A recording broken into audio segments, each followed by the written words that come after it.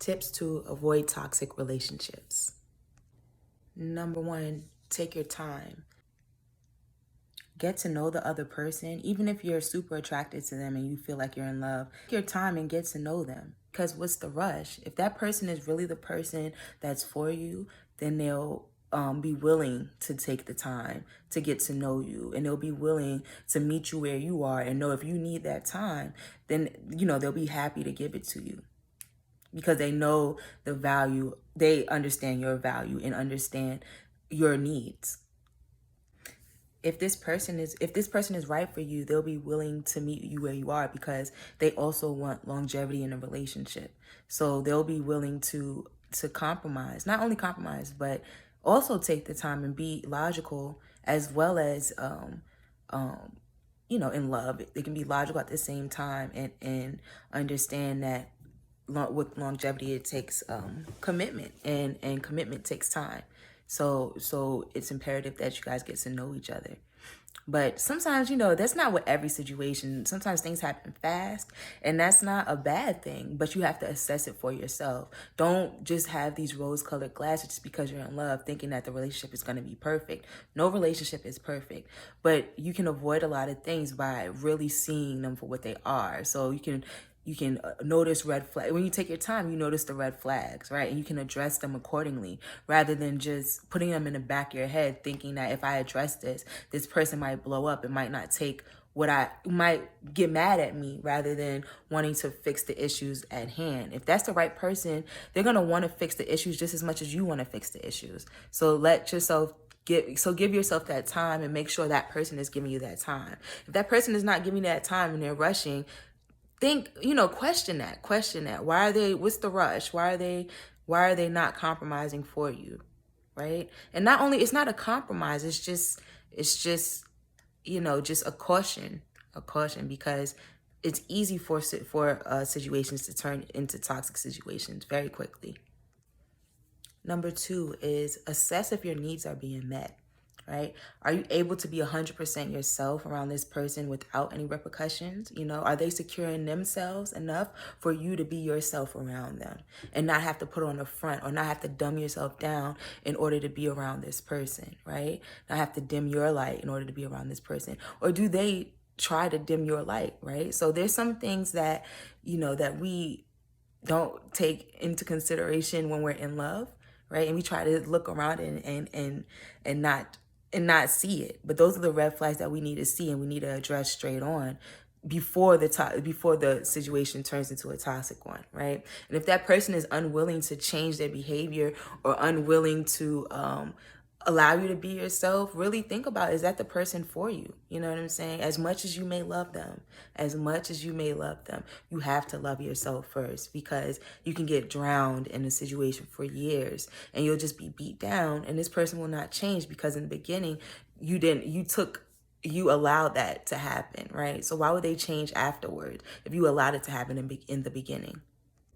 The person that's for you will be willing to change, because they care about your feelings. They care how you feel. They care if you're upset. They care if you're happy. They want to make you happy. If a person is there and they're not trying to make you happy, think twice about why that person is there, and how much you're giving and how much they're giving, and how if y'all are on equal footing. You know what I'm saying? Relationships are not always equal give and take, but most of the time it is, right? Or it should come close, right? But if somebody's just pouring their love into another person, and the other person is just taking, that's a energy vampire. That's not love. That's somebody just taking your energy because they like the way that you make them feel, right? Because you're giving it freely. And that can come from the goodness of your heart, and it still be super toxic for you and for the other person and for the situation at whole. Number three is communicate honestly and clearly. So when you suppress your feelings, it says suppression of your feelings are only going to cause outbursts of anger in the future. Nobody is a mind reader, and it's not a person's responsibility to read your mind. So keep the lines of communication open. Assess how you feel as you end the relationship, but also observe your partner. Make sure that that you're really paying attention to your partner as well. So, and that's how you would know how to communicate with them. So when I say communicate clearly and honestly, it doesn't have to be harsh, and it doesn't have to be constantly complaining about things that you don't like, right? It's if you see really big problems or things that you really need to know, have answers to, or you really see that there needs to be a change in something, then figure out who the person is that you're dealing with. See how they communicate and how what's their style of communication. And if you really care about them, you're gonna want to come at them gently, right? You're gonna know how their feelings work, when their feelings are hurt, how they how to respond best to what type of communication. So observe them, and not only just to know how they communicate, but just observe them, because that's who you're with. If you're really interested in this person and it's not just all about you, you're going to observe them. You're going to want to know everything about them. You know what I'm saying? You're going to want to know them. So make sure you're doing your part in that as well. But just be honest and clear. And be gentle, because you love them, or you're trying to love them. You know what I'm saying? Like, so be gentle in your communication, and also assess the situation and see if the other person is capable of being honest, right? It may be they're a type of person that doesn't like confrontation, and you come at them in the most non-confrontational type of way, but they come back at you in a very dishonest or very disgruntled, you know what I'm saying, very aggressive type of way. Like, take note and see, like, what is going on, what is happening, why is this person reacting like this, and are they lying to me? Is this person lying to me? And see if that's a pattern, if that's a pattern of lying, and see what the motive is behind it. You know what I'm saying?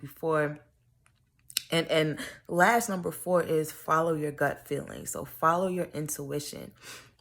We are way more connected than we think, right? Especially to a partner, somebody that you've been intimate with. And when I say intimate, it doesn't have to be sex, but somebody that you're intimate with, right? Intimately connected to. It's an actual connection, energetic connection. And don't second guess the feelings that you're having, because yes, you feel them. You feel them. You know what it is to what they feel like. So or when something is off, it's your body telling you, right? Your convictions telling you. So feel that gut feeling and follow your gut feeling, because that's what's taking you to the right that's your intuition. When they say women's intuition, it could be a woman or man, but like, your intuition is guiding you in the right direction. So feel that, know that, and look into it. Question everything, and not in a accusatory way, but just like, something feels off, or when something feels good, when something feels right, when why you like this person, why you're all for this person, but there may be some things that just rub you the wrong way, and you're like, why is this rubbing me the wrong way, or what is this? Like, explore that, because you want a healthy relationship.